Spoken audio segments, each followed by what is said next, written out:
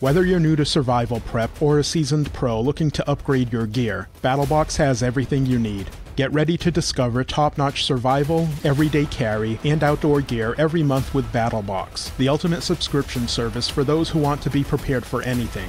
Choose from 4 options, from the basic box for beginners all the way up to the Pro Plus box, packed with premium gear from all the top brands.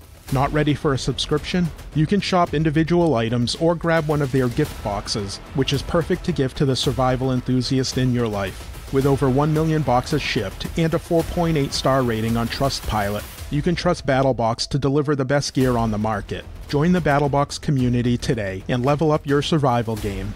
Follow the link in the episode description to score exclusive deals. Welcome back, everyone. Before we dive into today's story, I want to highlight one of our recent YouTube shorts from the Duty and Valor YouTube channel. It tells the Medal of Honor story of U.S. Army Major Charles Thomas and his extraordinary heroism during a battle in World War II. Charles Thomas, a second lieutenant at the time, led a platoon tasked with capturing a village in France on December 14, 1944. Despite knowing the mission lacked proper reconnaissance and that enemy armor was likely concentrated in the area, he volunteered to take command and rode in the lead vehicle. As they moved into an exposed position, they came under heavy small arms and artillery fire. The initial burst disabled the vehicle and Lieutenant Thomas was severely wounded. Despite multiple gunshot wounds to his chest, legs, and arm, Thomas signaled for the column to halt and took charge of positioning the platoon's first 2 anti-tank guns. Realizing his injuries were too severe to continue leading, he called for the platoon commander and briefed him on the situation. Lieutenant Thomas refused to be evacuated until he was confident the new commander was fully in control. Lieutenant Charles Thomas was awarded the Distinguished Service Cross, which was later upgraded to the Medal of Honor. As mentioned, Major Thomas's Distinguished Service Cross was upgraded to the Medal of Honor. Sadly, he passed away before knowing the nation had finally given him the recognition he truly deserved. Now let's move on to today's main story, which focuses on the most decorated American woman in military history, U.S. Army Colonel Ruby Bradley. As a combat nurse during both World War II and the Korean War, her courageous actions under extreme danger earned her the title Angel in Fatigues. This is her story.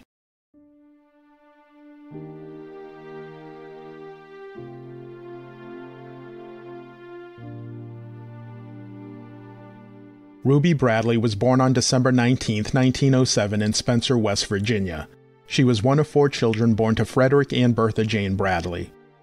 After graduating from Glenville State Teachers College in 1926, she spent 4 years teaching in a one-room schoolhouse in Roane County.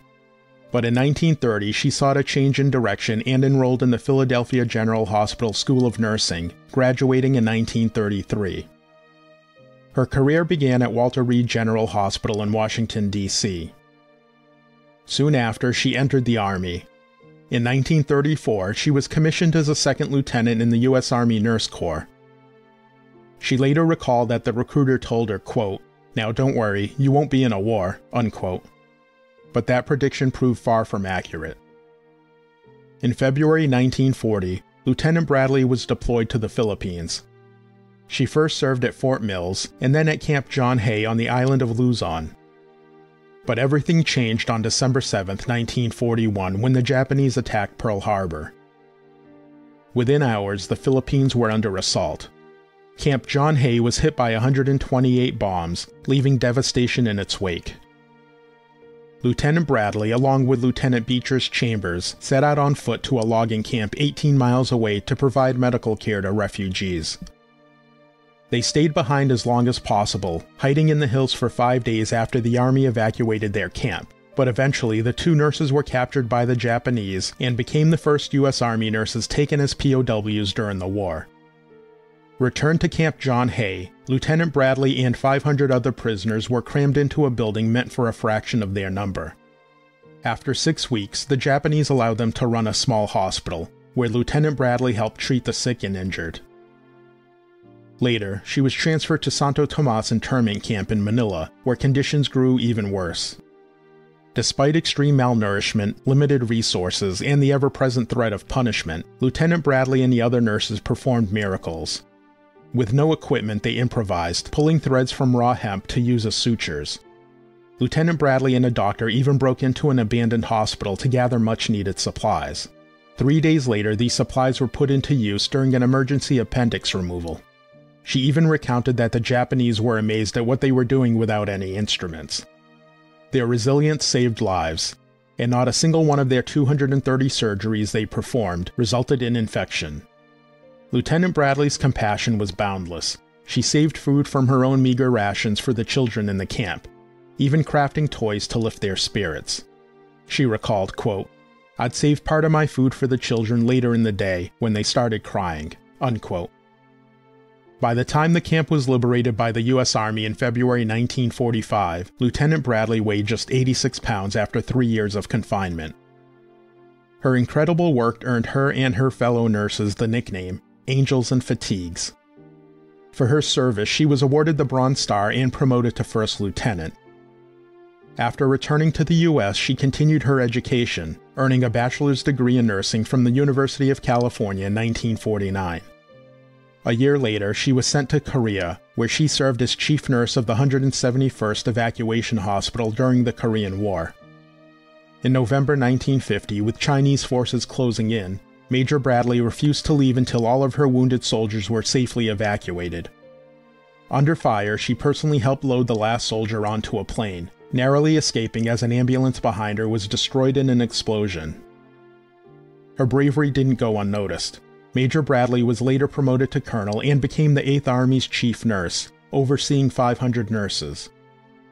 For her service in treating the wounded during the war, she was given a full-dress honor guard ceremony as she left Korea in June 1953. During her military career, Colonel Bradley earned 34 medals and citations, including being recognized twice for each the Legion of Merit, the Bronze Star, and also the Army Commendation Medal. Colonel Ruby Bradley retired in 1963, but continued her work as a nurse supervisor at a civilian hospital for 17 more years. She passed away on May 28, 2002, and was laid to rest with full honors at Arlington National Cemetery. Colonel Ruby Bradley's life stands as a testament to unwavering courage and selflessness in the face of unimaginable hardship. As a nurse and POW, she saved countless lives, often at the risk of her own, embodying the highest ideals of service and sacrifice. Her legacy reminds us that true heroism lies in putting others first, even in the darkest of times. Thank you for listening to this episode of Duty and Valor.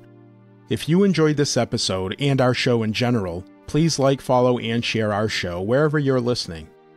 You can also support the show directly at patreon.com/dutyandvalor, or by becoming a member of our Duty and Valor YouTube community.